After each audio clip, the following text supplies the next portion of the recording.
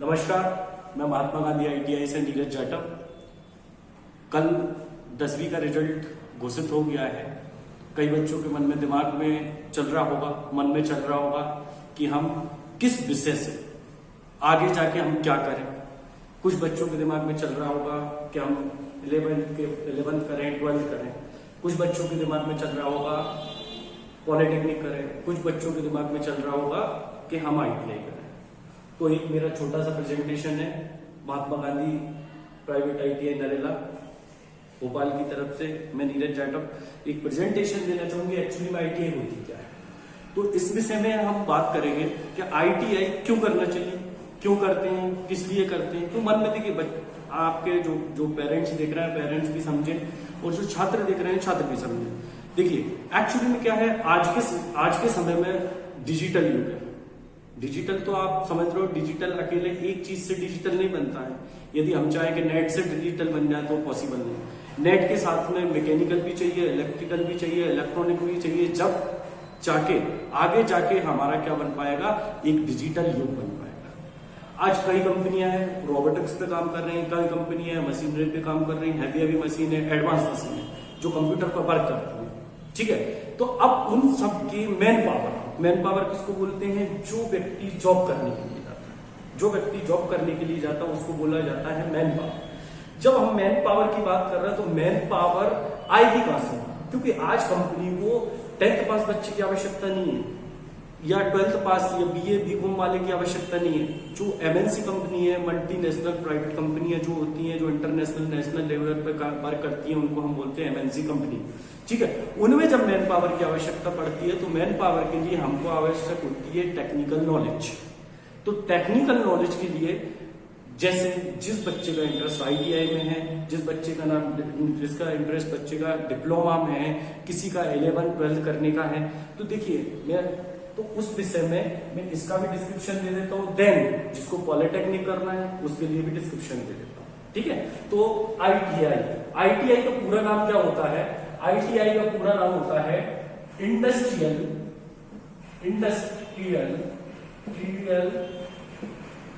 Training institute.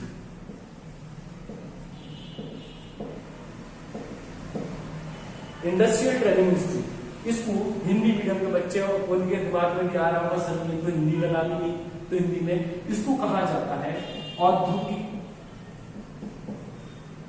प्रशिक्षण केंद्र। ठीक, औद्योगिक प्रशिक्षण केंद्र मतलब कि औद्योगिक इकाइयों में जो टेक्निकल व्यक्ति की या जो जिसके पास में टेक्निकल वर्क करने की क्षमता होती है, उस व्यक्ति को जो प्रशिक्षण दिया जाता है वो काय के थ्रू दिया जाता है? आईटीआई के थ्रू दिया जाता है। इंडस्ट्रियल प्रशिक्षण केंद्र या इंडस्ट्रियल ट्रेनिंग इंस्टीट्यूट। ठीक है, अब आपको दिमाग में आ रहा होगा सर अब ये गवर्नमेंट है या प्राइवेट है? देखिए ये क्या होता है, दो संस्थाएं होती हैं, एक होती है आपकी गवर्नमेंट, ठीक है, और एक होती है प्राइवेट। जैसे कि आपके स्कूल रहते हैं, जो 10th में जो स्कूल रहते हैं एमपी गवर्नमेंट से मान्यता प्राप्त होती है। एमपी गवर्नमेंट के मान्यता प्राप्त होने से कुछ स्कूल प्राइवेट संस्था के रूप में काम करते हैं, कुछ स्कूल क्या गवर्नमेंट के अंतर्गत चलते हैं, लेकिन मान्यता दोनों को कहां से होती है? एमपी बोर्ड से। तो जो गवर्नमेंट और प्राइवेट आईटीआई है इन सबको मान्यता होती है आपकी एनसीबीटी से, एनसीबीटी से, और दूसरी काय से होती है एससीबीटी से। एनसीबीटी और एससीबीटी से मान्यता प्राप्त होती है। अब ये आप लोगों के मन में विचार आ रहा होगा साहब कि एससीबीटी क्या होता है, सर ये एनसीबीटी क्या होता है? तो एनसीबीटी का फुल फॉर्म होता है नेशनल काउंसिल वोकेशनल ट्रेनिंग। ये नेशनल अंडरलाइन कर रहा हूं, आपको आगे बताऊं, ये होता है स्टेट काउंसिल वोकेशनल ट्रेनिंग। ठीक, समझ में? नेशनल की बात आई तो ऑल ओवर इंडिया इंडिया का वोकेशनल नेशनल की बात है। जब स्टेट की बात आती है तो स्टेट में जैसे कि एमपी हो गया, सीजी हो गया, यूपी हो गया, बिहार हो गया, जैसा जिस स्टेट से आप करेंगे वो सब काय के अंतर्गत आएंगी, एससीबीटी के अंतर्गत और एनसीबीटी के अंतर्गत है। अब देखिए आप लोगों को एक अच्छी जानकारी दे देता हूं, मैक्सिमम कॉलेज एनसीबीटी के हैं अपने एमपी में या यूपी में या बिहार में, जहां जिस राज्य में है मैक्सिमम कॉलेज नेशनल से। इसकी एक सबसे बड़ी खासियत है, एनसीबीटी से जब बच्चा आईटीआई कर लेता है, एनसीबीटी से जब बच्चा आईटीआई कर लेता है तो आईटीआई करने के बाद में वो ऑल ओवर इंडिया में वर्क कर सकता है, ठीक है। और जब एससीबीटी से करता है तो सिर्फ और सिर्फ वो स्टेट से ही स्टेट में जॉब कर सकता है। जैसा कि माना जाएगा कि आपने यूपी से करा तो यूपी से आपको क्या यूपी में ही जॉब कर पाएंगे, एमपी से करेंगे तो एमपी में जॉब करो। अब देखिए पेरेंट्स जो हैं, जो सक्षम लोग हैं, जिनको पूरी तरह जानकारी है, वो सोच रहे होंगे ये एनसीबीटी और एससीबीटी आए कहां से, ये एनसीबीटी है एससीबीटी आए कहां से। तो एक डिपार्टमेंट होता है आपका कौशल विकास संचालनालय, जो अधीनस्थ होता है इंडिया गवर्नमेंट के। कौशल विकास संचालनालय के अंतर्गत चलते हैं एनसीबीटी और एससीबीटी, ठीक है। प्रधानमंत्री जी स्वयं कुछ दिन पहले ये पूरा प्रभार देख रहे थे, क्योंकि उनका मानना था कि आपके जितने भी छात्र हैं जो थोड़े कम पढ़े लिखे हैं उनको स्किल्ड बनाना।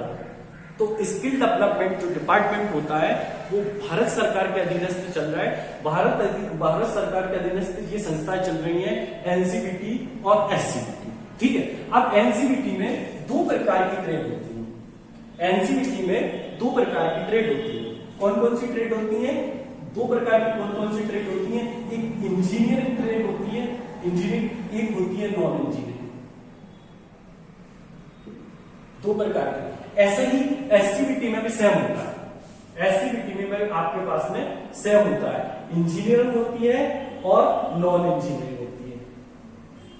देखिए 10th में गवर्नमेंट आईटीआई में आती है। अब आपको जैसे बच्चों को मन हो रहा है, जिन बच्चों की इच्छा है कि मुझे आईटीआई करना चाहिए, तो इसमें आपको मेरिट के आधार पर आपका सिलेक्शन होता है, मेरिट के आधार पर आपका सिलेक्शन होता है। मतलब जितनी आपकी परसेंटेज रहेगी उस हिसाब से लिस्ट बनेगी और आपका सिलेक्शन होता है।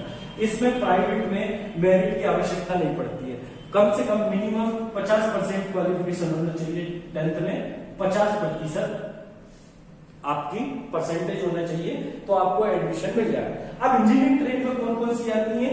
ऐसी ट्रेड, ऐसे बच्चे जिनके देखिए क्या होते हैं, भारत में कई सारे बोर्ड चल रहे हैं, कई सारे बोर्ड चलने से क्या हो रहा है, भारत में कई बोर्ड चल रहे हैं, जैसे एमपी में एमपी बोर्ड चल रहा है, ओपन बोर्ड चल रहा है और एक रूरल बोर्ड भी चल रहा है। तो उसमें कुछ बच्चे जो अच्छे से नहीं पढ़ पाते, जिनको मैथ और इंग्लिश में दिक्कत होती है, तो वो बच्चे क्या कर लेते हैं, 10th तो कर लेते हैं, पर उसमें क्या रहता है, मैथ्स और साइंस सब्जेक्ट नहीं होते हैं, ठीक है।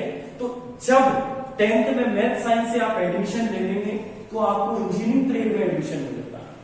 और जब आपके होम साइंस हो गया, सोशल साइंस हो गया, विदाउट मैथ्स और विदाउट साइंस के आप जो भी आईटीआई में एडमिशन लेंगे वो नॉन इंजीनियरिंग के अंतर्गत आएंगे, जैसे fashion design, shoe maker, hair dresser, ये सब काय में आएंगे, नॉन इंजीनियरिंग में आएंगे।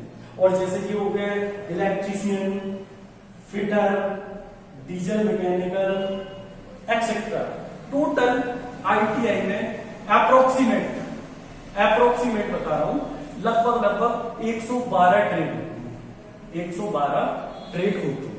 बट लेकिन पॉपुलर कुछ ही होती है, जैसा आपको भी पता है कोर्सेज तो बहुत होते हैं, बीए बीएससी बीकॉम कई कोर्स होते हैं, पर पॉपुलर उतने ही होते हैं जो मैक्सिमम लोग का इंटरेस्ट होता है और मैक्सिमम लोग उसको अटेम्प्ट करते हैं, ठीक है।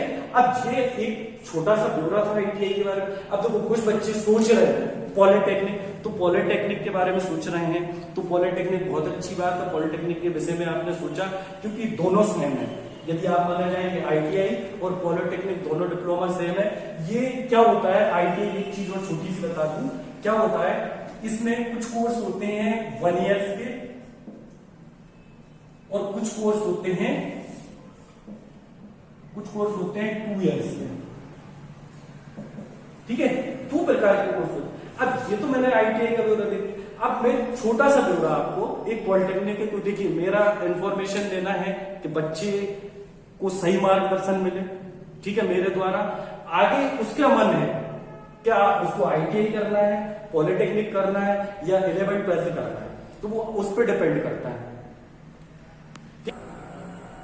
पॉलिटेक्निक के बारे में मैं जानकारी दे रहा था। पॉलिटेक्निक का सीधा सीधा रूल ये है कि आपको पॉलिटेक्निक प्री पॉलिटेक्निक टेस्ट निकलता है, हर गवर्नमेंट निकालती है, अपना टेस्ट निकालती है।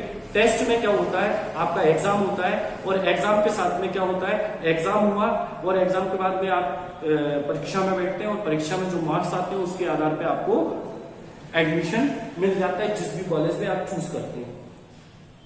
ठीक है, अब ये आईटीआई से रिलेटेड देखो आपके मन में बहुत सारे डाउट थे जो मैंने क्लियर कर दिए, कुछ गवर्नमेंट की तरफ से थे, कुछ प्राइवेट की तरफ से थे। तो आप सभी से जैसा कि मुझे लगा होगा मेरी इस पूरी जानकारी से संतुष्ट रहे होंगे। ठीक है, और एक आपको कुछ नई चीज जानने को मिली होगी। ठीक है, क्योंकि इतनी जानकारी शॉर्ट एंड स्वीट, मतलब कम समय में ज्यादा से ज्यादा जानकारी देना मेरा मकसद था। क्योंकि बच्चे अब 10th क्लियर हो चुके हैं, जो पेरेंट्स हैं, पेरेंट्स के हिसाब से पेरेंट्स भी सोचते हैं कि हमें हमारे बच्चे से कौन सा डिप्लोमा, कौन सा कोर्स करवाना चाहिए या क्या करवाना चाहिए। यदि जो सोचते हैं आईटीआई के बारे में, तो आईटीआई के बारे में मेरा एक छोटा सा डिस्क्रिप्शन था और डिस्क्रिप्शन के साथ में ये पूरा डाटा आपके सामने है और